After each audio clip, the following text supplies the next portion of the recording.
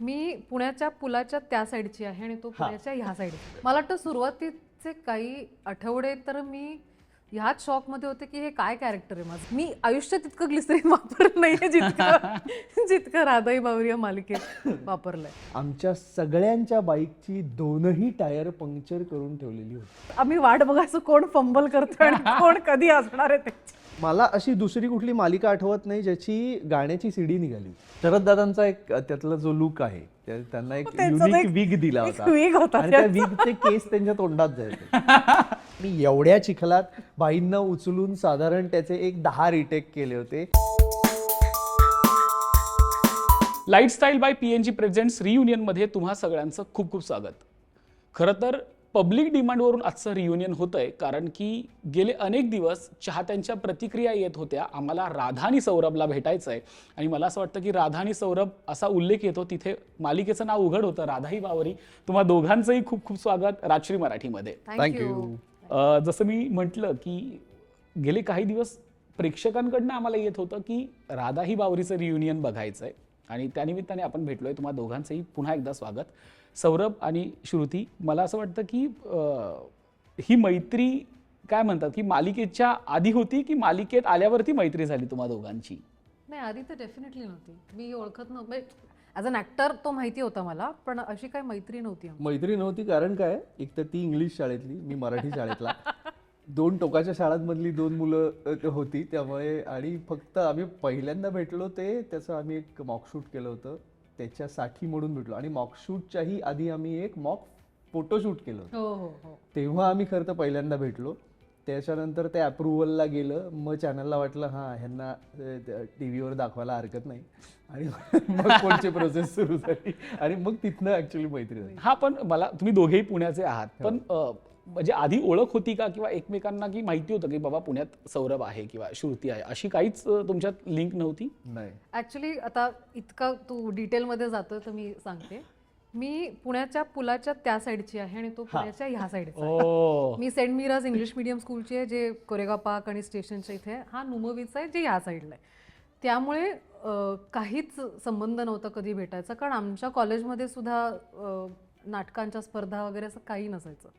आणि तिकडचं म्हणजे सगळं वाडिया कॉलेज, सेंट मीराज कॉलेज, इथे काही नाही. पण ह्या साईडला BMCC म्हणा किंवा फर्ग्युसन म्हणा किंवा SP म्हणा किंवा सिम्बॉयसिस म्हणा, माहित असतो तुम्हाला, तिथे सगळीकडे नाटकांच्या स्पर्धा व्हायच्या. त्यामुळे आमचा काहीच संबंध नव्हता एकमेकांना कधी भेटायचा. खरं आहे. पण या मालिकेने जवळपास प्रेक्षकांच्या मनावर गारूड घातलं होतं. म्हणजे घराघरात राधा सौरभ पोचले होते. तरुणांमध्ये त्याची एक वेगळी क्रेज होती राधा सौरभची. राधा सौरभचं ऑडिशन आठवत आहे का आज? मला आठवतंय, मला अगदी क्लिअर कट आठवतंय, कारण त्याच्या आधी मी उंच माझा झोका नावाची अत्यंत सुंदर सिरियल करत होतो आणि त्याच्यातला लुक कम्प्लीट वेगळा होता, कारण ती हिस्टॉरिकल होती. गोटा होता आणि ते करत असताना मला अजूनही आठवतं, मला सरांनी बोलावलं वीरेन सरांनी, आणि मला ते म्हणले एक मी नवीन सिरियल करतोय तर ऑडिशन कर त्याची. म्हणलं हरकत नाही. तर म्हणलं काय, मग त्यांनी मला स्क्रिप्ट बिप्ट दिलं. पण म्हणलं सर याच्यातला लुक आणि हा काही नाही मग तू ऑडिशन कर, बाकीचं नंतर बघू. तर मी शूटिंग चालू असतानाच फिल्म सिटीत आमच्या सेटवर ऑडिशन केली. त्याच्यासाठी जे काय थोडेफार चेंजेस करायचे होते ते करून, आणि ती ऑडिशन मला अगदी क्लिअरली आठवते. आणि नंतर पुढे गेल्यानंतर एकदा सरांनी सांगितलं की ह्याला तुम्ही कास्ट का केलं, तर त्या उंच माझाच्या सेटवर खूप मुलं होती, लहान मुलं खूप होती आणि आमचं सगळ्यांचं बॉन्डिंग जबरदस्त होतं. म्हणजे माझ्यापेक्षा बरोबर साधारण एक 20 वर्षांनी लहान मुलं असतील सगळी. त्यामुळे मी क्रिकेट खेळणं, आमची धमाल चालायची. तर ते म्हणले मला अशा पद्धतीचं कॅरेक्टर ॲक्च्युली रेग्युलर लाईफमध्ये जो मुलगा असा आहे की जो लहान मुलांबरोबर खूप जेल होऊ शकतो, त्यांच्यावर खेळू शकतो, असा मला तो हवा होता. आणि म्हणून मला वाटलं, आणि मग शेवटी ते अप्रूव्ह झाल्यानंतर मग त्यातलं कॅरेक्टर माझं फेज आउट करत, तो गोटा होता केस वाढवायचे, आणि मग असं करत करत करत करत एक ट्रान्झिशन झालं. अगदी. श्रुती? मला तर ॲक्च्युली ऑडिशन नाही आठवत आहे. मला आठवत आहे की वीरेनच्या ऑफिसमधनं मला फोन आला होता की अशी अशी एक मालिका सुरू करणार आहोत, तर त्याच्या कास्टिंगसाठी तुला फोन केला. तर मी तिथेच पहिली घाबरले, कारण मला मालिका करायचीच नव्हती. कारण तेव्हा डेली सोपचं वातावरण जे होतं, 30 दिवस महिन्यातले शूट करायचे, डे अँड नाईट करायचे. मी म्हटलं बॉस मी हे नाही करू शकणार. तर मला त्यांनी सांगितलं की अरे नाही, आपण 15 ते 18 दिवस शूट करणार आहोत महिन्यातले. मी म्हटलं डेली सोपच आहे ना, म्हणजे अशा कुठल्याच डेली सोपमध्ये घडत नाही की 15 ते 18 दिवस आपण शूट करतोय. तो म्हटला नाही नाही, डेली सोपच आहे, लीड आहेस आणि 15 ते 18 दिवस शूट करणार आहे. मग मी जरा थोडं R&D केलं. एक 4 लोक ज्यांनी वीरेन बरोबर काम केलं होतं, मी त्यांना फोन केले. मी म्हटलं यार वीरेन असं म्हणतायत की 18 दिवस, मॅक्सिमम 18 दिवस शूट, खूप गडबड असेल तर. तर मग ती म्हणाली हो हो हे खरं आहे. मी म्हटलं मग करायला हरकत नाहीये, मग म्हणजे 18 दिवस इज फाईन. मग मी सांगितलं की काही प्रॉब्लेम नाहीये. पण आणि हे प्रॅक्टिकली म्हणजे आम्ही हे अनुभवलंय की आम्ही सिरियल सुरू होऊन बंद होईपर्यंत कधीही 20 दिवसाच्या वर शूटिंग केलेलं नाही. खरंच कधीही. क्या बात आहे. म्हणजे मला म्हणजे पुढचा प्रश्न सिरियलचं तोच शूटिंग होता. 20 दिवस नाही केलंय. इंडिव्हिज्युअल आमचं 15 ते 18 दिवस आणि सिरियलचं मुळात म्हणजे आम्हाला लोक असं जर बाहेर भेटली तर विचारायची की तुम्हाला काम नाही का, शूटिंग नाही का तुमचं, असं कसं होऊ शकतं. कारण बाकी लोक अक्षरशः सेटवर पडलेली हा, असायची. कारण की सिरियल म्हटलं की आपल्या डोक्यात तेच असतं ना की पूर्ण दिवस शूटिंग आणि मग ते महिन्याचे 30 दिवस. पण मला असं वाटतं की कमिटमेंट खऱ्या अर्थाने खरी ठरली. हो, अगदी. नाही, ते प्लॅनिंग मध्ये इतके छान आहेत, त्याच्यावरनं ते या काही गोष्टी आपल्याला शिकायला मिळतात ऑन द सेट, की इतकं प्लॅनिंग त्यांचं मेटिक्युलस असल्यामुळे ना कुठे बरं त्यावेळेला असं नव्हतं की तेवढं एकच गोष्ट आम्ही करत होतो. मी राधाई बावरी करत असताना माझं ह्यातलं कॅरेक्टर फेज आउट होत होतं. सो उंच माझा त्याच्यानंतर ही एक डान्स शो करत होती, ते सगळं मॅनेज करून आमचं 20 दिवसात शूटिंग व्हायचं. क्या बात आहे. पण असं असतं ना की आपण जेव्हा एकमेकांना पहिल्यांदा भेटतो तर काही व्यक्तींची पहिली भेट ही आपल्या लक्षात राहते. आणि मला असं वाटतं राधाई बावरीचं नावच इतकं मोठं होतं, त्यामुळे मला त्या पहिल्या भेटीचा किस्सा ऐकायला आवडेल की सौरभ आणि श्रुती जेव्हा एकमेकांना पहिल्यांदा भेटले राधाई बावरीसाठी. मला ऍक्च्युली नाही आठवते. आम्ही खूप कॅज्युअली आणि जनरल भेटलो. इनफॅक्ट मालिका सुरू झाल्यानंतर सुद्धा आम्ही ऑलमोस्ट 2-1 महिने इंडिव्हिज्युअली शूट करत होतो. कारण तो त्याच्या घरचे सीन्स असं शूट करत होता, मी माझ्या घरचे सीन शूट करत होते. आम्ही मालिकामध्ये प्रेमात पडल्यानंतर आमचं एकत्र काम खूप जास्त वाढलं. येस. सो म्हणून ती मैत्री सुद्धा तशी हळूहळू वाढली, अशी पटकन वाढलीच नाही आमची मैत्री. म्हणजे मला त्यातल्या त्यात पहिल्यांदा मी भेटलो कुठे ते आठवतंय की आम्ही पुण्यात ICC टॉवर्स पाशी त्याचं एक ना कॅन्डिड शूट केलं होतं, फोटोशूट. सो तेव्हा आम्ही खरं तर पहिल्यांदा भेटलो होतो, हाय हॅलो तेव्हा असं बोलणं झालं होतं. पण त्याच्यानंतर ती म्हणते तसं मोठी गॅप परत एकत्र काम न केल्यामुळे, मॉकशूट काय जे केलं असेल ते, पण त्यामुळे आम्ही एकमेकाला तसे ओळखत नव्हतो. आणि नंतर जसं मग इव्हेंच्युअली ती स्टोरी डेव्हलप व्हायला लागली तसं तसं मग आम्हाला मला वाटतं सुरुवातीचे काही आठवडे तर मी ह्याच शॉकमध्ये होते की हे काय कॅरेक्टर आहे माझं. म्हणजे राधा नावाची एक मुलगी आहे जी फक्त पांढरे कपडे घालतीये, जिला आयुष्यात काही रस नाहीये, जिला कोणाशी बोलायचं नाहीये, काही झालं तरी ती रडायला लागते. तर हे मला जेव्हा वीरेंनी हे कॅरेक्टर सांगितलं, म्हटलं हे काय कॅरेक्टर आहे. म्हणजे मी टप्प्याटप्प्याला हसणारी मुलगी, मला तो हसूच देत नव्हता. थोडी जरी एवढं जरी केलं की नाही तेवढं पण नाही करायचं. मी म्हटलं अरे आता मला वाटतं काही आठवडे त्या शॉक मध्ये होते की हे काय चालू आहे. पण मला आता त्याच प्रश्नाकडे यायचंय की मला असं वाटतं की राधा तशी होती आणि मग काय म्हणतात की पहिल्या काही भागांमध्ये की पहिल्याच भागात पहिल्याच एपिसोड की सौरभचा राधाला काहीतरी धक्का लागतो आणि राधा त्याच्या कानाखाली मारते. हो, पहिलाच भाग. आणि मला असं वाटतं की तिथेच खरा आपण जो म्हणतो ना की मालिकेतला एक जो टच असतो तो खऱ्या अर्थानं त्या सीन पासून सुरू झाला. जिथे मी मला वाटतं तुला भावासाठी बघतो त्याच्यात नेहा होती. आणि तो सीन मला त्याविषयी जाणून घ्यायचा, कारण की तो सीन खूप गाजला होता जेव्हा श्रुती त्याला कानाखाली मारते. मला तर आवडलंच त्याला. पहिल्याच एपिसोड मध्ये जर तुम्हाला एवढं सत्कार्य करायला मिळत असेल तर काय त्याला कसं वाटलं ते विचार. मला तर आठवतच नाहीये. आठवलं आता. पण श्रुतीला तो सीन आठवतोय. हो, मला आठवतोय, कारण की तू मारलं होतंस ना. मारलं होतं तेव्हा खूप टाइमपास झाला होता, कारण ते लग्नाचा सिक्वेन्स होता. येस, लग्नाचा सिक्वेन्स होता. पण जसं तू म्हणाली की तुझ्यासारख्या अशा उत्साही मुलीला असं एक कॅरेक्टर करायला लागणार, अर्थात तिची एक वेगळी पार्श्वभूमी होती राधाची, तिच्या घरातलं एक वातावरण होतं. तर ते काय म्हणतात की ते कॅरेक्टरच पकडणं तुझ्यासाठी किती कठीण होतं, कारण की ते आम्हाला पडद्यावरतीच दिसत होतं की ते पोहोचतंय, तिची एक सावत्र आई आणि तो सगळा तिचा जो राधाचं जे पूर्ण सराउंडिंग होतं ते तू अगदी चपखल पोहोचवलं होतं. तर त्याच्यासाठी तुला स्वतःची मानसिक तयारी किती करावी लागली? जसं तू मला म्हणाली की हसू सुद्धा देत नव्हते. हो. तर मला ती पडद्यामागची गंमत ऐकायला आवडेल की राधा साकारताना काय गंमत होती? मला वाटतं राधा हे कॅरेक्टर जर उत्तम शेप झालंय तर त्याचं बऱ्यापैकी श्रेय वीरेनला जातो. कारण त्यांनी मालिका सुरू व्हायच्या आधी राधा कशी असेल ह्याच्याबद्दल त्याला भयंकर क्लॅरिटी होती. आणि त्याला मुळात हे 2 कॅरेक्टर्स सौरभ आणि राधा अत्यंत वेगळेसे दिसले पाहिजेत. म्हणजे दिसायला सुद्धा आणि वागायला सुद्धा. सो त्याचं कॅरेक्टर जसं होतं म्हणजे बिंदास होता, मजा करणारा होता, रिस्पॉन्सिबिलिटी काही नव्हती, असं उथळ होता वगैरे. आणि त्याच्या ऑपोजिट राधाचं होतं. सो मी तुला म्हणाले ना की मी आयुष्यात तितकं ग्लिसरीन वापरलं नाहीये जितकं राधाई बावरी या मालिकेत वापरलंय. सुरुवातीचे 6 महिने, कारण ती सतत रडायची सतत. कारण तिचं बॅकग्राऊंड सुद्धा, फॅमिली बॅकग्राऊंड सुद्धा असं दाखवलंय की तिला कधी प्रेम हे आयुष्यात मिळालं नाही कुठल्याही पद्धतीचं. म्हणजे ते कुटुंबाकडनं असू दे किंवा व्यक्तीकडनं असू दे, कधीच नाही मिळालं.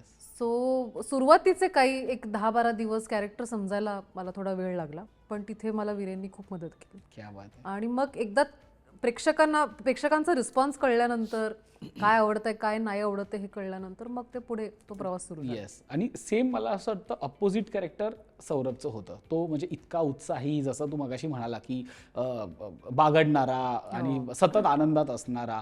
सो तुला म्हणजे तू मूळचा तसा आहे की तुला पण त्याच्यासाठी काही एफर्ट्स घ्यावे लागले त्या कॅरेक्टरवरती? नाही, मी मूळचा तसंच आहे. म्हणजे मी अत्यंत काय म्हणतो आपण बेफिकीर म्हणू शकतो एका अँगलनी. पण मी जसं सिच्युएशन असते त्याप्रमाणे मी स्वतःला मोल्ड करू शकतो, तसं त्या पद्धतीने मला असं मी टेन्शन घेतो एखाद्या गोष्टीचं वगैरे असं कधी होत नाही. आणि जितकं काहीतरी फार टेरिफिक चॅलेंजिंग घडतं तसं तसं माझ्यातला अजून माणूस खुलत जातो. काहीतरी डेंजर आलं ना तोंडावर की बरं वाटतं. त्यामुळे मी साधारण त्या कॅरेक्टरला, म्हणजे तिला जसं कम्प्लिटली अपोजिट कॅरेक्टर होतं. फक्त एक आहे की इन रियालिटी मी बऱ्यापैकी ॲग्रेसिव्ह आणि चिडका आहे. तसा त्याच्यात तो फारसा ते कॅरेक्टर नव्हतं. आणि त्यातलं मेन एक डिव्हिजनल फॅक्टर हा होता की तिच्या कॅरेक्टरला प्रोफेशन होतं. ती सेटल्ड आहे, तिचं डॉक्टर आहे आणि हा काहीच करत नाहीये. तिला फॅमिलीचा सगळाच गोंधळ आहे आणि ह्याला अत्यंत केअरिंग फॅमिली आहे जिथे त्याची पूर्ण काळजी घेतली जाते. त्यामुळे तो लाडावलेला मुलगा आहे आणि ही कम्प्लीट रिस्पॉन्सिबल असलेली मुलगी. त्यामुळे ती 2 कॅरेक्टर इतकी ठशीव वेगवेगळी केलेली होती की ते मला वाटतं कुठेतरी कॉम्बिनेशन लोकांना मला वाटतं ह्याचं कॅरेक्टर जास्त अवघड आहे टू पोर्ट्रे. कारण जेव्हा तुम्ही असं ओव्हर द टॉप एनर्जीवाला कॅरेक्टर करताना थोडं जरी जास्त झालं तर ते कॅरिकेचरिस्ट वाटू शकतं. सो ते मला वाटतं त्यांनी खूप चांगलं सांगितलं. आणि अजूनही म्हणजे काही आठवणी जर त्या मालिकेतल्या बघितलं की सौरभ आला की लोकांना अशी उत्साह आल्यासारखं वाटायचं की अरे त्याचं ते कॅरेक्टरच असं होतं की तो सगळ्यांना बांधून कारण ते त्या 2 गोष्टी त्यांनी खूप छान केल्या होत्या की हिच्या सीन्स मध्ये तो एक सिरियसनेस कंटिन्युअस मेंटेन केलेला होता. सो त्या सिरियस मोड मधनं बाहेर काढण्यासाठी हे कॅरेक्टर आणि याचे मित्र असतील ते त्या ज्या कॉम्बिनेशन्स होती ती सगळी थोडी ह्युमरस साईडला ट्रीट केली होती. त्यामुळे ते कुठेतरी ते कॉम्बिनेशन लोकांना खूप रिलीफवालं वाटायचं. पण मगाशी जसं तुम्ही दोघंही म्हणालात की आधी भेट नव्हती, सेटवरती ओळख झाली आणि तशी सुरुवातीचे काही महिने मैत्रीच नव्हती कारण की दोघांचे वेगवेगळे सीन होते. कारण की मालिकेत दाखवले तो त्याच्या भावासाठी तुझा विचार करत असतो. पण मग मैत्रीला कुठे सुरुवात झाली? कारण की आता तुमच्यात मैत्री आहे ती आम्हालाही माहिती आहे की तुम्ही एकमेकांना खूप छान ओळखता, छान मैत्री आहे. तर या मैत्रीची सुरुवात कुठे झाली आणि कशी झाली? मला वाटतं की जेव्हा तुम्ही महिन्यातले 20 दिवस एकत्र असतात, 12 तास एकत्र असतात, I think you lose a track की ती मैत्रीची सुरुवात कुठे झाली.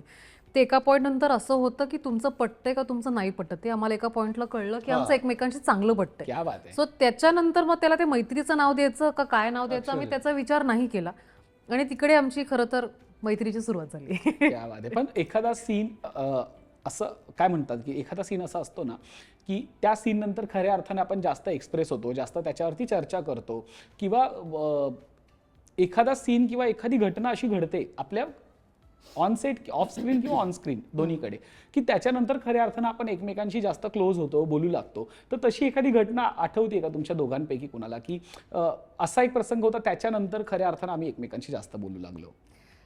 मला माहिती नाही हे त्याला आठवतंय की नाही, पण जेव्हा राधा चालू होती तेव्हा मी जसा तो म्हणाला मगाशी की मी एक डान्स रियालिटी शो करत होते. सो ते 3 महिने ना मी फिजिकली खूप जास्त एक्झॉस्टेड होते, कारण मी शूट पण करत होते, मी डान्स रिहर्सल पण करत होते, मी टेक्निकल्स पण करत होते, मी त्या डान्स रियालिटी शोचं पण शूट करत होते. So I was exhausted. मी ना म्हणजे आता मला माहिती नाही त्याला आठवते नाही, पण मी खूप त्या 3 महिन्यात ना एक चिडचिड होते बघ, एक्झॉशन झाल्यानंतर जे चिडते, तर बऱ्यापैकी राग मी त्याच्यावर काढलेला आहे आणि त्यांनी तो सोसलेला आहे, कारण त्याच्याकडे ऑप्शनच नव्हतं. कारण तेव्हा मालिकेमध्ये ॲज अ कपल आम्ही खुलत होतो, सो आमच्या सीन्स खूप एकमेकांबरोबर वाढले होते आणि मी खूप त्रास दिला त्याला, कारण छोट्या छोट्या गोष्टींवरनं माझी चिडचिड व्हायची, कारण माझी झोप झाली नसायची, मूड स्विंग्स असायचे. पण त्यांनी, मी खरं सांगते म्हणजे I don't know if you remembers, पण त्यांनी मला खरंच खूप सांभाळलंय आणि तेव्हा मला असं झालं की हां म्हणजे आता I can depend on him on something असं मला. सौरभला ट्युनिंग लिटरली सांगतो, कधी कधी ना तुम्हाला एखादा ऍक्टर जेव्हा तुम्ही त्याच्यावर काम केलेलं नसतं तेव्हा तुम्हाला तो आवडत असतो की अरे ह्याच्याबरोबर काम करायला आवडेल, आणि त्याच्याबरोबर काम करताना त्याच्याबरोबर ट्युनिंग होईलच ह्याची गॅरंटी नसते. त्याच्यावर काम केल्यानंतर आपलं काही आपण काम एकत्र केलंय हे नंतर आठवेल की नाही याबद्दलही गॅरंटी नसते. आणि काही लोकांबरोबर तुम्ही right from first scene gel होता. करेक्ट. इतकं ते ट्युनिंग परफेक्ट होतं, कारण असं कधीच, आता हे तिला आठवत आहे, मला अजिबात आठवत नाही, कारण ते इतकं इझी गोईंग होतं ना की आपण अरे चल ना तू दमून आलीस, आपण पटकन छान या पद्धतीने सीन करू. अंडरस्टँडिंग होती. काही गोष्टी एवढं अगदी आठवतात की असे काही ना असे रोमॅन्टिक सिक्वेन्सेस असायचे, आम्ही रस्त्यावरनं चालतोय आणि मग म्युझिकल ट्रॅक आहे आणि आम्हाला खूप हसायचंय, आम्हाला खूप असं छान आम्ही एकमेकात गुंतलोय असं दाखवायचंय, आणि ती अशी कम्प्लीट अशी असायची आणि मग मी काहीतरी जोक सांगायचो आणि मग ती हसायचो. असे आम्ही खूप सिक्वेन्स केलेत आणि मग तिथे ते हळूहळू आपल्याला कळत जातं की बाबा समोरचा माणूस, मग ते ट्युनिंग असल्यामुळे, नॅचरली पहिल्यापासून असल्यामुळे, आणि माणूस चांगला आहे काय वाईट आहे हे आपल्याला पहिल्या भेटीत कळतं, बोलल्या बोलल्या कळतं. त्यामुळे त्याच्यावर ट्युनिंग होणार का नाही होणार हेही पहिल्या भेटीत कळतं. पण आपण मैत्रीविषयी बोलतोय. मैत्री जी असते ना मालिकांच्या संदर्भात बेसिकली, ती खऱ्या अर्थानं मालिका संपल्यानंतर त्याची ग्रोथ काय हे कळतं. कारण की मालिकेत जसं तू म्हणालीस की आपण 12 तास महिन्यातले काही 20 दिवस एकत्र असल्यावरती ते आपल्याला एकमेकांना रोज बघणं आहे, भेटणं आहे, बोलणं आहे. पण मालिका संपल्यानंतर खरी त्याची ग्रोथ असते. मालिका संपल्यानंतर नेमकं काय झालं, ती मैत्री टिकली, वाढली, कसं होतं मालिका संपल्यानंतरचं ट्युनिंग? म्हणजे आजही मी आज जेव्हा तुम्ही दोघंही इथे आलात बघितलं तर मला खूप आनंद वाटला की अरे चला दोघं एकमेकांना खूप छान भेटतायत, बोलतायत. मालिका संपल्या आम्ही एका पथकात आलो, त्यामुळे ती अशा त्या मैत्रीला किंवा आमच्या कनेक्शनला असं कधी फुलस्टॉपच नव्हता. क्या बात आहे. जसं 2014 मार्चच्या आसपास राधाई बावरी संपली आणि त्याच वर्षी गणपती ऑगस्ट सप्टेंबरमध्ये कलावंत ढोलताशा पथकची सुरुवात झाली आणि त्याच्यात परत आम्ही दोघं होतो. त्यामुळे ते कंटिन्युएशन मध्ये असल्यामुळे ते कधी असं ब्रेक हा प्रकार नव्हता लकीली ते. आणि काय होतं, तुम्ही माणसाला कंटिन्यू पण त्याच लोकांना करता ज्यांच्याबरोबर तुम्ही ट्यून होऊ शकता. Yes, correct. त्यामुळे अदरवाईज आता मला पहिल्यांदा ही मंडळी अप्रोच झाली, म्हणजे आम्ही सगळेजण बोललो त्या सुरू करूया असं झाल्यानंतर मग तू कोणाला घेऊन येऊ शकतोस, तू कोणाला घेऊन येऊ शकतोस, या पद्धतीने जेव्हा विचार होतो तेव्हा तुम्ही लाईक माइंडेड लोकांनाच तिथे घेऊन येता. त्यामुळे मला आठवलं की अरे तिला विचारावं. आणि लकी म्हणजे मला असं एक डोक्यात कुठेतरी विचार होता की अरे ती सेंट मिराज बिराज ती साईड ती हो वळेल का, तिला आवडत असेल का नाही, कारण कळत नाही ना आपल्याला. आता काही लोकांनी मला अशा रिॲक्शन दिलेल्या, ढोल ताशा म्हटलं शिशी आम्हाला तो आवाज अजिबात आवडत नाही. म्हटलं ठीक आहे ना, मला काहीच म्हणणं नाही, पण ही त्यातली नव्हती. श्रुतीने जे काही एक्सप्रेशन दिलेत शाळेचं नाव घेतल्यावरती, शाळा पण तीच आणि कॉलेज पण तेच होतं. त्यामुळे नाही माझा अनुभव काय आहे सांगतो. म्हणजे आता मी 9वी शाळेचा बॉईज स्कूल, त्यामुळे असा तो कोएडवाला अनुभव कधीच नाही ना. कॉलेजमध्ये गेल्यानंतर कॉलेजमधलं कोएड आणि हे त्या गोष्टी, पण तेव्हा कुठली तरी एक स्पर्धा करत असताना आम्हाला ना ह्यांच्या शाळेमध्ये एका स्पर्धेला का एका कुठल्या तरी एका इंटरॅक्टिव्ह सेशनला आम्हाला इन्व्हाइट केलं, एका टीमला म्हणजे जी नाटकाची टीम होती. आणि असे आम्ही सगळी मुलं होतो आणि सगळेजण आपापल्या बाईक्स होत्या, आम्ही गेलो. शाळा का कॉलेज? आता ते ब्लू डायमंडच्या इथे काय आहे, कॉलेज कॉलेजला. तर तिथे गेलो, तर तो कार्यक्रम सगळ्यांनी मुलांनी बाईक्स व्हायला आलं होत्या. बॉईज स्कूलमध्ये जर मुली आल्या असत्या तर त्यांना अक्षरशः मुलांनी फुलासारखं जपलं असतं. असं काही नाही, मुलासारखं तर अजिबात जपलं आम्ही नसतं. तिकडनं ज्या क्षणी ते सेशन झालं, आम्ही बाहेर पडलो, आम्ही प्रत्येकाने बाईक्स काढल्या. आमच्या सगळ्यांच्या बाईकची 2ही टायर पंक्चर करून ठेवलेली होती. त्याच्या श्रुती तर नव्हती ना? नाही नाही, ते आठवत मी नव्हते. नाही, माहीतच नाही. पण सगळ्या बाईक्स म्हणजे 10 ते 12 मुलांच्या बाईक्स होत्या, सगळ्यांच्या मोटरसायकल खिळे मारून पंक्चर करून ठेवलेल्या होत्या. नाही, मला काहीच म्हणायचं ही नाही. माझी तिच्या शाळेची आठवण मला काहीच कॉलेजची म्हणायचं आठवण. कारण मी नव्हते ना तेव्हा कॉलेजमध्ये, तर मी how can I be answerable to this. नाही म्हणून त्याचा you तुझ्या are not शाळेवर राग answerable, आहे. पण मी सांगतोय साधारण म्हणजे पण आज इतक्या वर्षांनंतर जेव्हा आपली मैत्री पुढे जाते तेव्हा असं भेटणं होतं की दोघांचे संबंध कसे आहेत, किंवा चला आज भेटूया का, पुण्यात भेटणं होतं का, किंवा तुमचे काही ठराविक काय म्हणतात की मैत्रीचे काही अड्डे असतात, काही खाण्यापिण्याची ठिकाणं असतात, असं तुमच्या दोघांमध्ये काही आहे का? आमचा ऍक्च्युली कलावंताचाच ग्रुप इतका मोठा आहे, त्यामुळे आम्ही जर भेटलो तर आम्ही सगळेच एकत्र भेटतो. ओके. आणि सगळ्यांना कॉफ्या खूप आवडतात, त्यामुळे आम्ही जेव्हा केव्हा भेटतो सगळे कॉफी प्रेमी आहोत. आम्ही आणि सगळे आता coffee तर प्रेमी. कसं झालंय, आता आम्ही तो ट्रस्ट फॉर्म केलाय आणि आम्ही सगळेजण ट्रस्टीज असल्यामुळे, आणि गेली इतकी वर्ष आता आम्ही एकत्र आहोत, 12 वर्ष एकत्र आहोत, त्यामुळे आम्ही सगळेजण, आम्ही दर महिन्याला आमची एक मीटिंग तर कन्फर्म असते, काय करायचंय काय नाही करायचंय, किंवा काही कोणाला काही क्रिएटिव्ह आयडियाज, कोणाला काही सुचलं, अरे ती पटकन सांगते की मी पुण्यात येते, तुम्ही सगळे असाल तर आपण पटकन भेटू. सो असं भेटणं होतंच. आणि त्यामुळे मीटिंग ती 1 तासाची असते, मग टाइमपास 1.5 तासाचा असते. सो असं करून मग 2-2.5 तास भेटतो आम्ही. एकदम तिने अनफिल्टर्ड उत्तर हो, दिलं. हो, आमचं नाही, पण 1 तास पहिली आधी सिन्सिअरली मीटिंग करतो हो, आम्ही, करतो. मग टाइमपास. प्रयत्न तरी असतो तसा. खरंय. पण काय म्हणतात की जेव्हा मालिका होते ना, म्हणजे मालिका किंवा रिअल लाईफमध्ये भांडणं हा एक अविभाज्य घटक असतो, मग तो ऑनस्क्रीन असू दे किंवा ऑफस्क्रीन असू दे.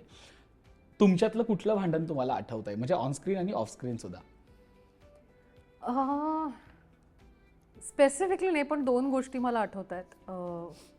एकतर ना ह्याला खूप लवकर राग येतो, आणि ना राग आला ना की त्या रागामध्येच तो असे काही निर्णय घेतो त्याच्याबद्दल तो कदाचित नंतर रिग्रेट करत असेल. आणि हे मी राधाई बावरीच्या वेळेस मला खूप जास्त मी एक्सपिरियन्स केलं, आणि आत्ताही करते, म्हणजे कलावंत पथकाच्या ह्याच्यामध्ये सुद्धा करते. सो ते एक आहेच, म्हणजे भांडणं होत नाही, पण मला असं होतं की यार शांत हो, यार कळलं आता तू चिडलायस, तू शांत हो आता प्लीज, काम डाऊन, असं मी अनेक वेळा त्याला सांगितलंय. आणि किस्सा असा आठवत नाहीये, पण राधाच्या शूटच्या वेळेस, तुला आठवते की नाही माहिती नाही, पण माझ्या ना करंगीला पायाच्या बोटाला लागलं होतं, आणि सॉलिड लागलं होतं, म्हणजे रक्त बिक्त येत होतं, असं जखम झाली होती. आणि तेव्हा तो असे मोठे बूट घालायचा, तू हो हो हो हो हो, बूट्स होते. तर आमचा एक काहीतरी रोमॅन्टिक सीन होता, जिथे आम्ही जवळ येतो आणि तो माझे असे गाल पकडतो, तर त्याने ना एका शॉटमध्ये त्याचा पाय माझ्या पायावर दिला जिथे लागलो होतं. आणि तेव्हा इतकं जोरात मी त्याला ढकललं होतं ना, की म्हणजे मला असं झालं की तू पुढचे काही दिवस बोलूच नको माझ्याशी. सो हा किस्सा एक मला त्याचा आठवतोय. फारच आठवतोय रे मला. हा, मला आता तेच झालं की सौरभला असं वाटत असेल की अरे हिची मेमरी जरा खूपच जास्त स्ट्रॉंग आहे माझ्यापेक्षा. पण सौरभ, तुला आठवतंय का, जसं ती म्हणाली की तू पटकन चिडतोस वगैरे, पण तुला असं आठवतंय की कधी रागाच्या भरात कधी श्रुतीवर रिॲक्ट झालेला, किंवा ऑनस्क्रीन ऑफस्क्रीन एखादं भांडण आठवतंय दोघांमधलं, की त्यावेळी असं झालं होतं? मला त्याचा तो हा किस्सा आठवतोय. एक दिवस 8:30चा कॉल टाईम असायचं, 9ची शिफ्ट असायची, 9-10 पर्यंत आम्ही रोल करायचो काही झालं तरी. आणि तो मुलगा असल्यामुळे, पटपट मेकअप झाले असल्यामुळे, बऱ्याच वेळेस 99% ऑफ द टाइम त्याच्यामुळे सुरू व्हायचं की आयदर त्याचा क्लोज नाही तर त्याचा सीन किंवा काहीतरी. तर एक दोन दिवस असं काहीतरी झालं की त्याला याला उशीर झाला, आणि रोल काहीतरी 9:15 का 9:20ला झालं. आणि मग त्याच्यावरनं काहीतरी चर्चा झाली की अरे यार तू वेळेत का नाही येतेस वगैरे वगैरे, आणि मग 9:10ला रोल करायचं वगैरे झालं. व्हायचं, डोकं फिरलं, चिडला. नेक्स्ट डे पासनं तो पुढचे आठवडाभर 8:15 वाजता सेटवर आला होता. आता ह्याची काहीच गरज नाही, खरं तर काहीच गरज नाहीये. 8:15 वाजता येऊन तू काही सिद्ध केलं नाही, कारण सगळे लोक येणार आहेत 9च वाजता. पण नाही, डोकं फिरलं, राग आला, मी उद्यापासून 8:15 वाजता सेटवर येणार, मी येऊन बसणार, कोणी नसलं तरी चालेल, मी येऊन बसणार. आणि हे केलं त्यांनी आठवडाभर. मग तो शांत झाला, आम्ही शांत झालो, सगळे शांत झाले, मग 9 वाजता यायला लागले. म्हणजे हा त्याचा प्रॉब्लेम आहे की तो चिडला की असं काहीतरी तिरसट काहीतरी वेगळं करून. मला वाटतं आता सौरभ कडून याचं उत्तर हवंय. नाही ह्याची आता ती बरोबर, त्याच्यातलं काही एकही शब्द चुकीचा नसेल, मला काहीच आठवत नाहीये. कारण मला असं आहे ना की ते त्या वेळेला मी करतो आणि कदाचित ते एवढं लक्षात ठेवण्यासारखं नसतं, त्या लायकीचंही नसतं, त्यामुळे पण आम्हाला त्रास झालेला असतो त्याचा, म्हणून आमच्या लक्षात राहतं. त्यामुळे ते मेमरीतनं माझं वाईप आउट करण्यात येतं ऑटोमॅटिकली, ते ऑटो डिलीटवर जातं. पण हा म्हणजे वर्थ काही असेल की मी हे नाही, हे आयुष्यभर लक्षात राहणार आहे माझ्या, तरच ते असं. पण मला नाही, मला तिच्या बरोबर भांडण केल्याची एकही इन्सिडन्स नाही, आठवत मलाही नाही, नाही आठवत.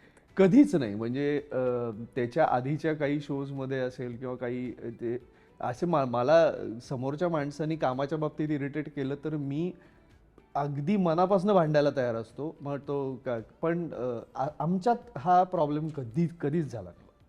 पण भांडणांविषयी बोललो मगाशी, तू जसं म्हणाली की एका रोमॅन्टिक सीनला तो इन्सिडन्स झाला, पण या सीनमध्ये नंतर राधा आणि सौरभची प्रेमकथा फुलत जाते आणि मग तुमच्यात खूप छान छान सीन्स शूट झालेले आहेत.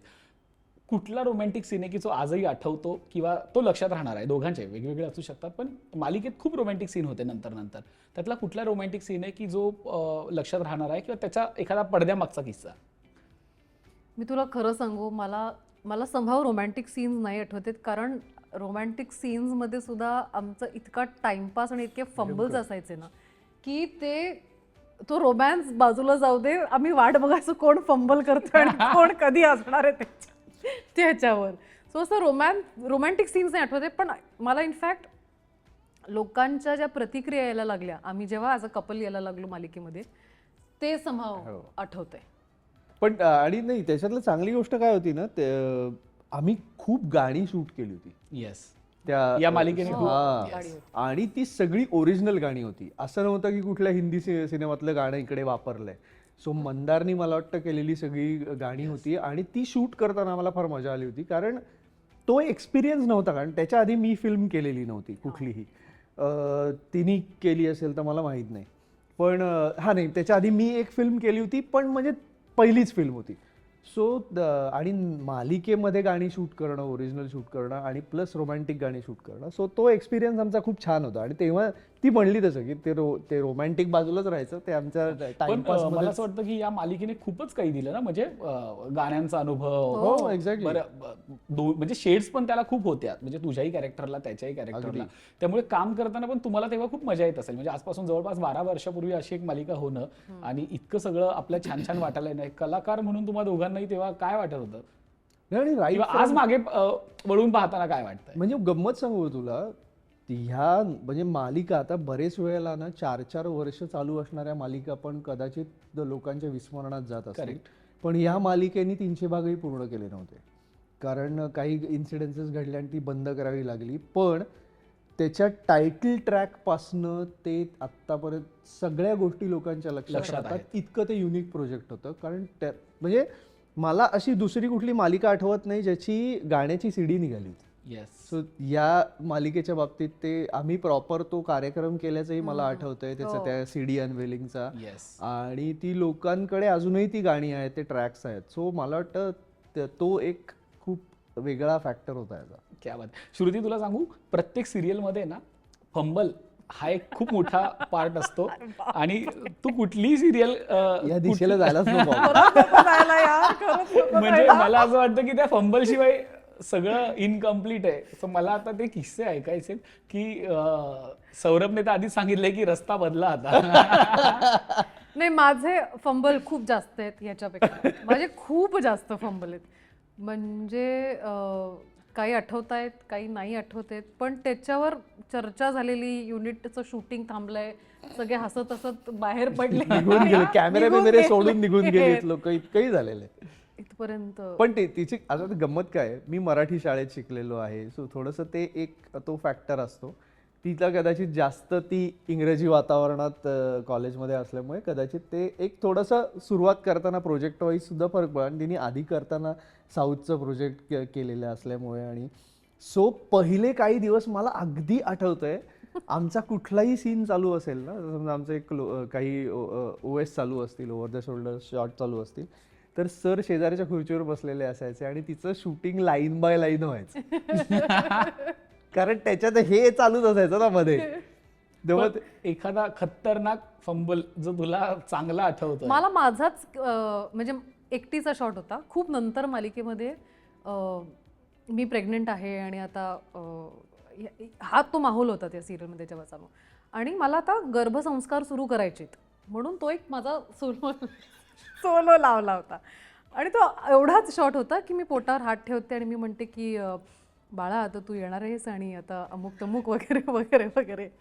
आता ह्याच्यात खरं तर काहीच फंबल होण्यासारखं नाही आहे, पण असं पोटावर हात ठेवला मी, रोल कॅमेरा, ॲक्शन, ब्रा.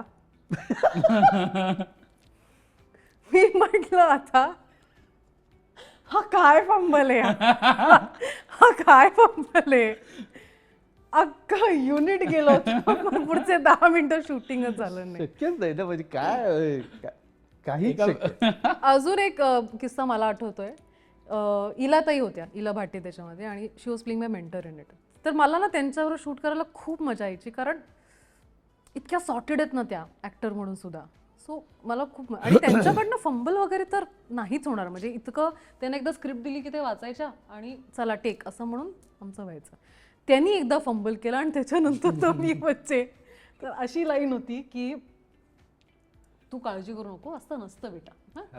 तर त्यांनी तू काळजी करू नको, असं नसतं बाटा. म्हटलं हिला त्यांनी बाटा म्हटलं.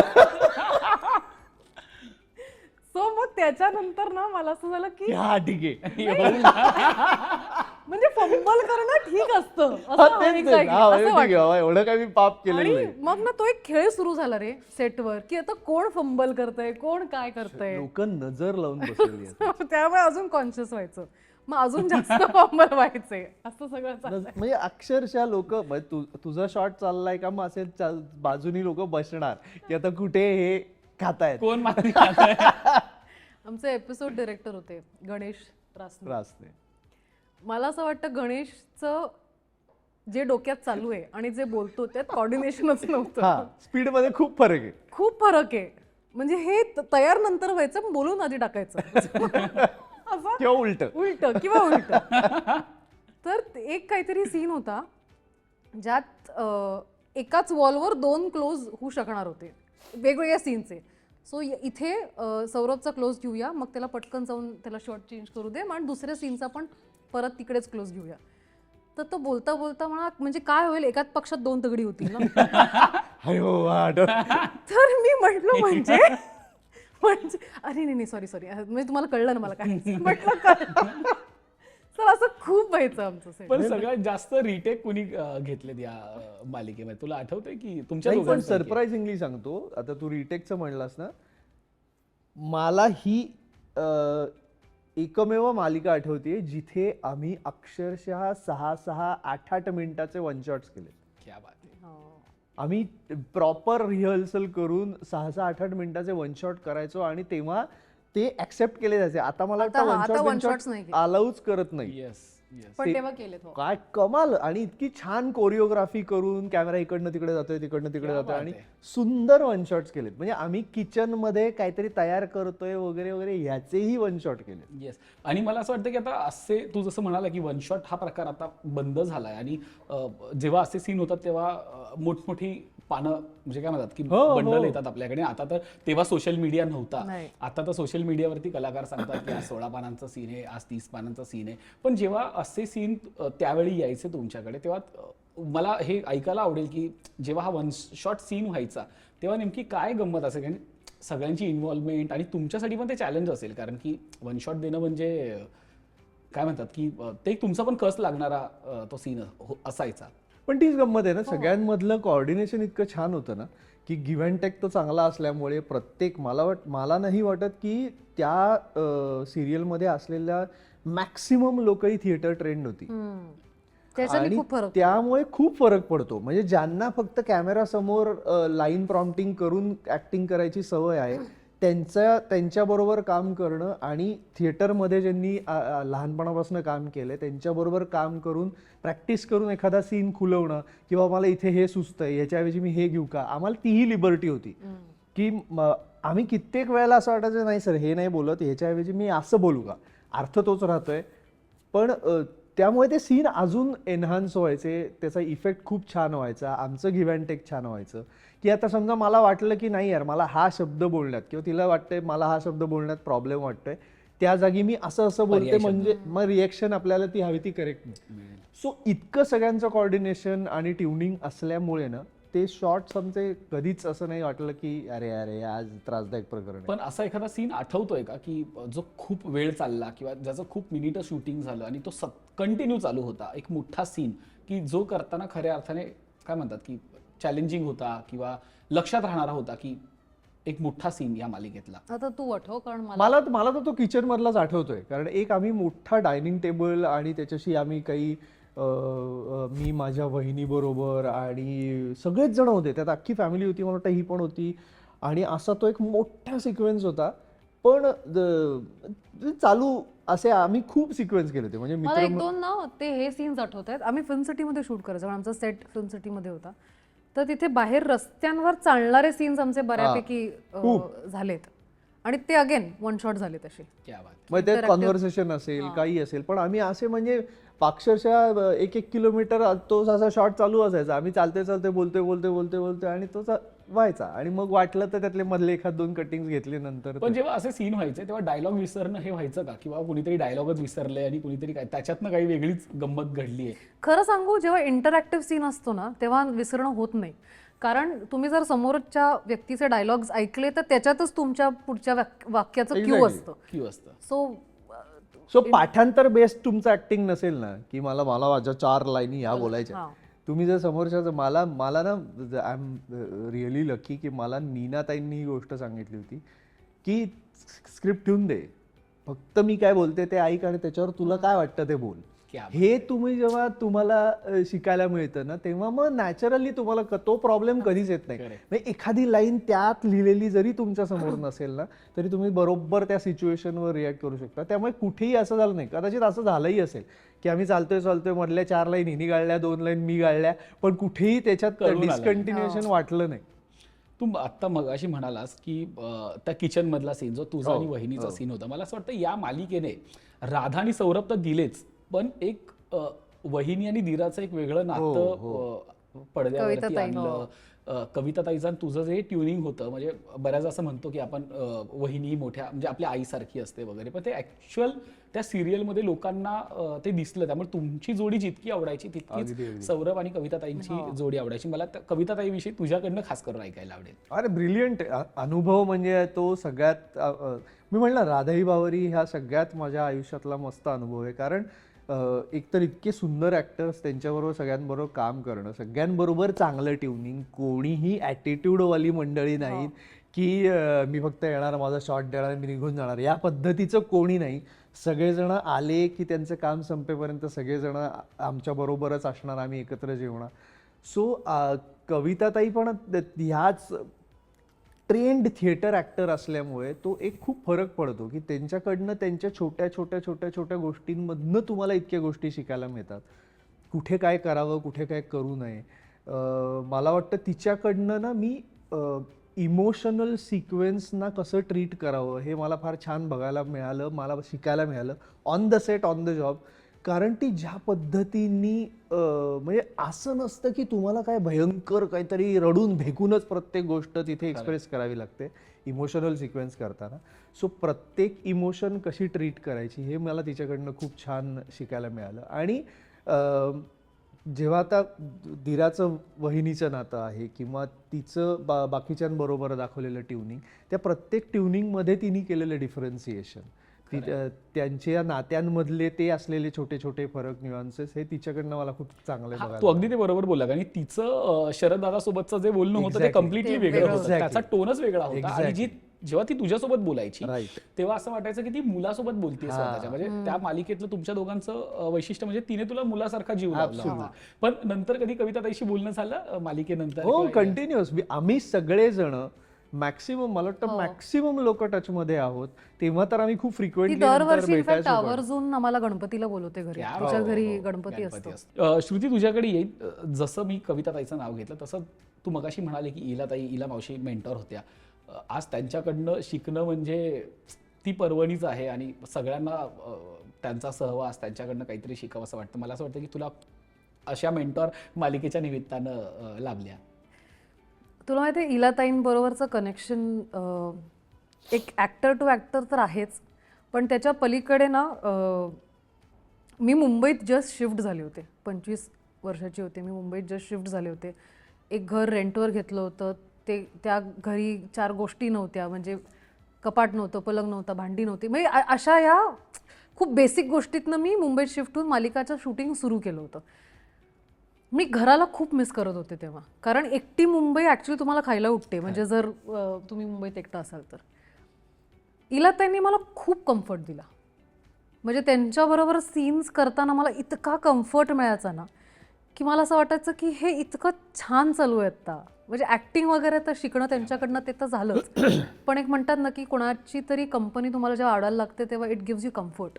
That is what I experience with इलाताई. क्या बात आहे. पण मला असं वाटतं या मालिकेत तुम्ही दोघे काय म्हणतात मुख्य भूमिकेत होता, तरी बाकीची पात्र जी होती ती पण खूप दर्जेदार. म्हणजे सगळेच कल, जसं तू म्हणाला की सगळे थिएटर, शरद दादा असेल, कविताताई असेल, इलाताई असेल, अनिल गवस होते. त्यामुळे काय म्हणतात ही कलाकारांची जंत्रीच होती. तर मला असं विचारायचं आहे की या कलाकारांसोबत काम करणं किती मजेशीर होतं. सेटवरचं वातावरण कसं होतं, कारण की इतकी सगळी काय म्हणतात धमाल व्यक्तिमत्व जेव्हा एका मालिकेत असतात तेव्हा पडद्यामागे काय घडतं हे मला खूप इंटरेस्ट आहे जाणून घेण्यामध्ये. अमोल बावडेकर पण होता, अमोल बावडेकर होते, अश्विनीताई होती, माधवीताई होती, रेश्मा होती, अक्षया भिंगारडे होती. आणि मी जसं सौरभ म्हणाला तसं की असं एकही व्यक्ती आमच्या सेटवर नव्हता किंवा अख्ख्या युनिटमध्ये नव्हता ज्यांच्यावर आमचं कधी पटलं नाहीये किंवा नकोच बोलायला किंवा कधी अरे शूट करा चला वगैरे असं कधीच नाही. आमचे असे युनिट्स लागायचे. आज तर काय, आज कविताताईचं घर, सो त्या घरातले सगळे व्यक्ती. आज काय अश्विनीताईचं घर, तर त्या घरातले सगळे व्यक्ती. आज काय मित्रांचं हे, तर मग त्याचे मित्र, मग त्याच्यात रेश्मा आणि सगळे असायचे. मग मानस नावाचं एक कॅरेक्टर होतं जे ऋषिकेशनी केलं होतं. मग आज काय तर ह्याचं घर, मग सो असे ते ना ग्रुप्स ठरले होते. सो त्याप्रमाणे आमची मजा चालायची. सगळ्यात जास्त सेटवरती काय म्हणतात की खोड्या कोणी केलेल्या आहेत? ह्यानेच असेल. हा मीच असणार 100%. आणि मला मीच केलेलं. शरद दादांचं पण कॅरेक्टर जे होतं, शरद दादांचा एक त्यातला जो लुक आहे त्यांना एक युनिक विग दिला होता आणि त्या विगचे केस त्यांच्या तोंडात जायचे. त्यामुळे अर्ध्या वेळेला तो सीन झाला की तोंडात केस काढत कमाल प्रकार होता. शरद दादाच्या पर्सनॅलिटीच्या ते कम्प्लिटली अपोजिट कॅरेक्टर. आणि दादाने जे काही केलं होतं त्या मालिकेमध्ये, म्हणजे काय म्हणतात की ते आता जर ते जुने एपिसोड काढून बघितलं तर आजही ते हसायला येतं. हिलेरियस होतं. त्यामुळे श्रुती कॅरेक्टरचाच जेव्हा आपण बोलतोय, मला असं वाटतं की आज अश्विनी एकबोटे आपल्यामध्ये नाही आहेत, पण तुझे आणि तिचे खूप इमोशनल सीन होते. अश्विनीताईसोबतची बॉन्डिंग कशी होती आणि तिच्याविषयी मला तुझ्याकडनं ऐकायला आवडेल. अश्विनीताईचं जे कॅरेक्टर होतं त्याच्या कम्प्लिटली ऑपोजिट अश्विनीताई रिअल लाईफमध्ये होती. जे काय आमचं इंटरॅक्शन झालं तेव्हा इतकं छान होतं. Very warm, very nice. Actor म्हणून तो उत्तम आहेच. खूप हाय ड्रामा सीन्स होते त्यांचे, कारण ते सगळेच सीन्स कशी मी त्यांच्या आयुष्याची वाट लागली याच्यावर ते सगळे सीन्स होते. पण जे काय आम्ही शूट केलं तेव्हा खूप छान वाटलं. म्हणजे मला जेन्युनली खूप त्रास झाला अश्विनीताई जेव्हा गेली तेव्हा, कारण तेव्हा अजून आम्ही सगळे खूप असे वेल कनेक्टेड होतो आणि संपर्कात होतो, रेग्युलरली भेटायचो. आणि तेव्हा अचानक जेव्हा ही न्यूज कळली तेव्हा आज आपण बघतो ना सिरियलमध्ये, मी जसं म्हणालो की सोशल मीडियामुळे आपल्याकडे खूप गोष्टी पोचतात. ब्रेक टाईम हा एक सिरियलचा एक खूप मोठा काय पार्ट आहे, कारण की आपण इतकी तास एकत्र असतो त्यामुळे ब्रेक टाईम सगळ्यांना हवा असा वाटतो. ती मधली सुट्टी असते ॲक्च्युली त्या सिरियलची. तू त्यावेळेसचा ब्रेक टाईम कसा होता की इतके कलाकार एकत्र सगळा आठवतं की ब्रेक टाईमच्या आठवणी? तेव्हा तर आमच्याकडे ना एक तर सगळेजण जेवायला एकत्र बसायचो. त्यामुळे पूर्ण म्हणजे सगळे जेवढे म्हणून ऍक्टर्स त्या दिवशी असतील ते सगळेजण एकत्र जेवायला बसायचे. मग कोणाला काही ऑर्डर करायचं असेल तर बरं फिल्म सिटीच्या कॅन्टीनमधनं मुद्दाहून काहीतरी ऑर्डर करून खाणं. आणि प्लस आमच्यामध्ये एक अत्यंत नावाजलेल्या कुक आहेत शेफ आहेत ज्या आम्हाला सतत काहीतरी चांगलं खायला घालून लाडावून ठेवायच्या, त्या म्हणजे कविता ती जे जे काय घेऊन यायची आम्हाला, म्हणजे असं व्हायचं की म्हणजे जवळपास रोज जेवायलाच म्हणून फक्त सेटवर जायचं या आहे, पण त्यामुळे ती धमाल असायची. कारण रोज काहीतरी आणि सगळेजण एकत्र असल्यामुळे, सगळेजण एकत्र जेवत असल्यामुळे ती मजाच वेगळी होती. पण या मालिकेत आय गेस आउटडोर पण शूट झालं होतं ना तुमच्या दोघांचं? एक अलिबागला अलिबाग नाही, त्याच्या आधीच आठवत आहे का वाई वाई पण ते तर स्टार्टला पण होतं. वाईला दोन्ही आउटडोर शूट, वाई आणि हे माझ्यासाठी फार माझ्या आठवणीतलं शूट आहे, कारण मी एवढ्या चिखलात बाईंना उचलून साधारण त्याचे एक 10 रिटेक केले होते. नदीच्या एवढ्या चिखलातनं आणि एवढ्या पाण्यातनं हिला डेड वेट घेऊन बाहेर यायचं. हे मला नाही आठवते. अरे, म्हणजे मला एका पॉइंटला मला वीरेन सर म्हणाले होते की आता एक्सप्रेशन ही जर श्रुतीने पाहिली तर ती मारेल तुला. मला हे समाव नाही. सौरभला काहीतरी आठवलं आणि महत्वाचं आठवलं, कारण ती बोटीत आम्ही चाललेलो असतो, ती नदीत पडते, बोटीतला scene. अनकॉन्शियस होते, मग मी तिला बाहेर काढतो वगैरे वगैरे वगैरे वगैरे, असा तो सगळा सिक्वेन्स होता. त्याच्या आधी आम्ही त्या बॅकवॉटर्सच्या इथेच व्हॉलीबॉल खेळतोय, असा एक सिक्वेन्स आहे. बरंच काय काय होतं. ते वाईमध्ये शूट झालं. वाईमध्ये शूट झालं होतं सगळं. ज्या ज्या गोष्टींमध्ये त्रास होतो ते किस्से आठवतात. जिथे मला त्रास झालाय ते मला आठवलंय, त्याला त्रास झालाय ते त्याला आठवलंय. पण अलिबाग मध्ये पण त्याचं एक शूट झालं होतं. अलिबागचं नंतर झालं होतं. आम्ही पळून लग्न करतो हा जो सिक्वेन्स होता तो अलिबाग, तो आम्ही अलिबागला. पण तेव्हा अनफॉर्च्युनेटली प्रॉब्लेम असा झाला की अलिबागचा सिक्वेन्स आम्ही शूट करत असताना तो ज्या पद्धतीने शूट व्हायला पाहिजे होता त्यावेळेला काहीतरी वादळ झालं होतं, आणि त्यामुळे समुद्राचं सगळं पाणी न चिखलासारखं झालं होतं. सो त्यांना तो आवरता घ्यायला लागला. त्यामुळे तो समुद्र जसा दिसायला पाहिजे अलिबागचा ते दिसू शकलं नाही. सो सरांनी असा डिसिजन घेतला की आता ठीक आहे आपण करतोय, पण देर इज नो पॉइंट. पण तो एक सिक्वेन्स होता आउटडोर. पण मगाशी जसं म्हटलं की या मालिकेने खूप प्रेम दिलं कलाकारांना. अजूनही प्रेक्षक मालिकेविषयी बोलतात, कमेंट्स करतात, जुने जुने सीन पोस्ट होत राहतात. फॅन मुवमेंट काही आठवत आहेत या म्हणजे तेव्हाच्या, की तेव्हा प्रेक्षकांच्या काय प्रतिक्रिया होत्या, प्रेक्षक भेटायचे वगैरे? फारच असतील. हो, माझ्या खूप. कारण की राधानी राधानी सौरभ हे तेव्हा म्हणजे घराघरातलं एक पात्र झालं होतं, घराघरातले सदस्य झाले होते राधानी सौरभ. मला सुरुवातीचे काही कमेंट्स आठवत आहेत की मला 1-2 जणांनी विचारलं की अरे तू डॉक्टर आहेस तर तू ऍक्टिंग का करतेस, म्हणजे तू गायनोकॉलॉजिस्ट आहेस, तू ऍक्टर वगैरे कशाला. मग त्यांना ते एक्सप्लेन करायला लागलं. हे खूप इनोसेंटली विचारलं होतं. मग एक टप्पा आला जिथे लोकांना आवडत नव्हतं राधा सौरभच्या प्रेमात पडतीये, कारण कम्प्लिटली ऑपोजिट कॅरेक्टर्स होते. हा असा बिंदास काही कामधंदे नसणारा असंच त्याचं कॅरेक्टर होतं, आणि ही खूप रिस्पॉन्सिबल मुलगी. तसं खूप कॉन्ट्रास्ट पेअरिंग होत होतं. तर मग तेव्हाही लोक म्हणायचे की काय बघितलंस तू सौरभमध्ये, का तुला म्हणजे अजून कुणी सापडत नाहीये का, म्हणजे सौरभ का. हा एक टप्पा आला. मग त्याच्यानंतर मग आम्ही मालिकेत प्रेमात पडलो, मग ती जोडी आवडायला लागली. पण मग तिथे माझं कॅरेक्टर असं होतं की नाही यार मला नाही आत्ता प्रेमात पडायचं, कारण प्रेम काय असतं हे मी अनुभवलं नाही आणि मला भीती वाटते. मग तेव्हा लोक म्हणायला लागले की एकदा प्रेमात पडून तर बघ, एकदा तर पड प्रेमात, एवढं काही वाईट नाही वगैरे. सो असे वेगवेगळे टप्पे येऊन गेले जिथे वेगवेगळे लोकांचे वेगवेगळे कॉमेंट्स येऊन गेलेत मला. पण मला आठवतं हिला ती असे लोकांच्याकडनं गिफ्ट यायची, आणि मुलांच्या बाबतीत असं काही घडत नाही फारसं. पण असे काही मला फॅन मोमेंट्स आठवतात, म्हणजे काय की कोणीतरी चित्र काढून आणून दिलं या लेवलचं. पण यांचं आठवत आहे ते असं गिफ्ट यायची, केक यायचा वगैरे, असं हे व्हायचं. पण आता काय म्हणतात की इतकी वर्षांनी, आज जवळपास 12 वर्ष या मालिकेला झालेली आहेत. दोघांनाही विचारायचं आहे की तू सांग तेव्हाचा सौरभ कसा होता आणि आता त्याच्यात काय बदल झालेले आहेत, आणि तू सांग तेव्हाची श्रुती कशी होती आणि आता तिच्यात काय बदल झालेले आहेत. मला वाटतं दोघांमध्ये ओव्हर द टाइम मॅच्युरिटी आलेली आहे. तेव्हा अगदीच म्हणजे मी तरी खूप अल्लड होते, एकटी राहत होते, जबाबदाऱ्या काही नव्हत्या.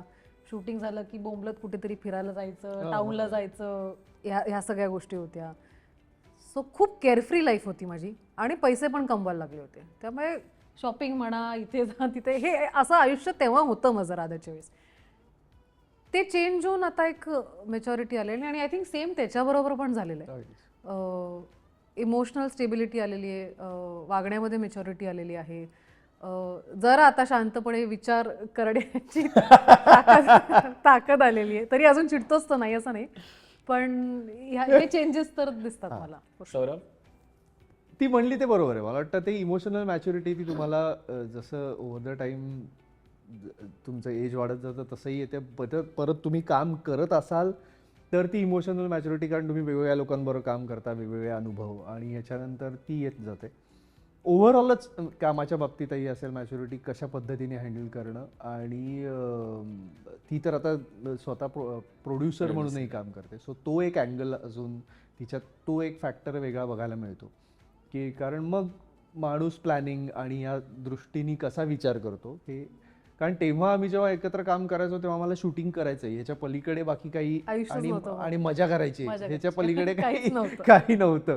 त्यामुळे धमाल एवढंच हे असायचं फॅक्टर. पण त्यावेळी असं कधी झालं का की जे आता आपण बघतो की एखादी मालिका हिट झाल्यानंतर ती जोडी पुन्हा रिपीट होते एखाद्या मालिकेमध्ये, किंवा त्यांना एखादं नाटक ऑफर केलं जातं, एखादा सिनेमा ऑफर केला जातो, असं तुमच्या बाबतीत कधी झालं की ती जोडी हिट झाल्यानंतर तुम्हाला काही ऑफर आल्या एकत्र अशा? इनफॅक्ट सरप्राइझिंगली ऑफर्स आल्या, नाटकासाठी आल्या, 1-2 फिल्मसाठी पण आल्या, पण कधीच काही वर्कआउट नाही, कधीच नाही. आम्ही परत नाहीच केलं. नाही, कधीच काम केलं नाही. म्हणजे रादर मी तिन्ही प्रोड्यूस केलेल्या सिरियल मध्ये एक ट्रॅक केला, पण तेव्हाही म्हणजे असं की मग श्रुतीही करणार आहे का असं लोकांनी मला विचारलं होतं. म्हणलं नाही. पण आम्हाला अनेक वेळेला आम्हाला हे कळायचं की आम्हाला दोघांना कास्ट करायचा विचार चाललाय, पण ते झालं नाही. पण समजा आता संधी मिळालीच की पुन्हा एकत्र एखादी काही नाटक मालिका, आवडेल दोघांना एकत्र काम करायला? डेफिनेटली, का नाही? ऍब्सोल्युटली, अगदीच आवडेल. काहीच प्रॉब्लेम नाही. आणि उलट इतकं चांगलं ट्युनिंग असलेले ऍक्टर्स एकत्र असतील ना तर ते प्रोजेक्ट वाजणार फारच छान. नाही वाजणार नाही वाजणार ते जाऊ दे, पण आम्ही डेफिनेटली आमच्या 100 आम्ही 200% देऊ शकतो ह्याची खात्री आम्हाला असते. करेक्ट. पण मुलाखतीच्या शेवटच्या टप्प्याला मला न्यायचं आहे. खरं तर एखादी मालिका जेव्हा इतकी हिट होते ना, तेव्हा त्या मालिकेच्या बऱ्याच आठवणी आपल्यासोबत असतात. पण अशी एखादी वस्तू आहे का त्या मालिकेच्या सेटवरची, त्या मालिकेतली, की आज दोघांकडेही ती आहे, आपापल्या कॅरेक्टरची असेल किंवा त्या सीनमधली असेल किंवा ओव्हरऑल त्या जर्नीमधली अशी एखादी वस्तू, अशी एखादी गोष्ट जी तुमच्याकडे आहे? नाही बाबा, माझ्याकडे तरी काही नाहीये. तुझ्याकडे आहे? तिच्या पायावर पाय दिलेले बूट माझ्याकडे आहे. मला ती जखम माझ्या पायावर तो डाग राहिला असेल मग माझ्या, ते आहे मग माझ्याकडे. कारण मला हे आठवत आहे की ते जे बूट्स होते माझ्याकडे अजून आहेत, हे मला खात्रीशीर माहिती आहे. राधा आणि सौरभ, मी आज मुद्दामून राधा आणि सौरभ म्हणतोय कारण की या मुलाखतीनंतर राधा ही बावरीचं जवळपास सगळंच आठवलं आणि प्रेक्षकांनाही ते आठवलं असेल, ते किस्से, तो प्रवास. जाताना शेवटचा एकच प्रश्न आहे की राधा ही बावरी मालिकेने प्रेक्षकांना तर खूप काही दिलं, पण तुम्हा दोघांना काय दिलं या मालिकेने? मला ओळख दिली. मी घरोघरी पोचले राधाई बावरीमुळे, आणि आज जर लोक मला ओळखतात तर त्यांची पहिली मेमरी ही राधा म्हणूनच आहे. सो मी नेहमी ह्यासाठी प्रेक्षकांची आणि वीरेंद्र प्रधान ऋणी राहणार आहे नेहमी. सौरभ? Same year. कारण म्हणजे I am the lucky few की ज्याला त्याचं जे खरंच नाव आहे त्याच नावाने सिरियल करायला मिळेल, आणि त्यामुळे लोकांनी ओळख. कारण बरेच वेळेला काय होतं, कार्यक्रम होऊन गेला, सिरियल येऊन गेली की लोक तुम्हाला त्या कॅरेक्टरच्या नावाने ओळखतात, किंवा सिनेमात सुद्धा तुम्हाला कॅरेक्टरच्या नावाने ओळखतात. पण इथे सौरभ प्ले करत असल्यामुळे मला ती ओळख फार महत्त्वाची होती, आणि त्यामुळे ती म्हणलीच असे. घराघरात आम्ही पोचलो, आणि लिटरली म्हणजे माझी ती पहिली सिरियल नव्हती, तर लोकांना, पण तरी लोकांना असं वाटत होतं की अरे ती तुझी पहिली सिरियल होती ना. सो तिथनं खरं तर मी म्हणेन की तो जो किकस्टार्ट एक तुम्हाला गरजेचा असतो, जो पुश गरजेचा असतो, तो मला वाटतं चॅनलमुळे आणि वीरेन सरांमुळे आम्हाला मिळाला. आणि सर्वात महत्त्वाचं म्हणजे एक कामाचं सॅटिस्फॅक्शन जे असतं ना, आणि एक बेसिक काही गोष्टी ज्या तुम्हाला शिकणं गरजेचं असतं, कशा पद्धतीने स्वतःला कंडक्ट करावं, कशा पद्धतीने तुम्ही त्या प्रोजेक्टकडे बघावं किंवा प्रत्येक प्रोजेक्टकडे बघावं, लोकांमध्ये ट्युनिंग निर्माण करण्यासाठी कसं तुमचं बिहेवियर असलं, या अनेक गोष्टी आम्ही तिथे शिकलो आणि ते आम्हाला मालिकेने दिलं. क्या बात आहे. पण सौरभ आणि श्रुती दोघांचे खूप खूप आभार, वेळ काढून आलात आणि मजा आली, धमाल आली. या निमित्ताने मला असं वाटतं की प्रेक्षकांना पण राधाई बावरीचा सगळा प्रवास तुमच्या दोघांच्या माध्यमातून ऐकायला मिळेल आणि पुन्हा एकदा त्या जुन्या आठवणी ताज्या होतील सगळ्यांच्या. खूप खूप धन्यवाद. थँक्यू. थँक्यू.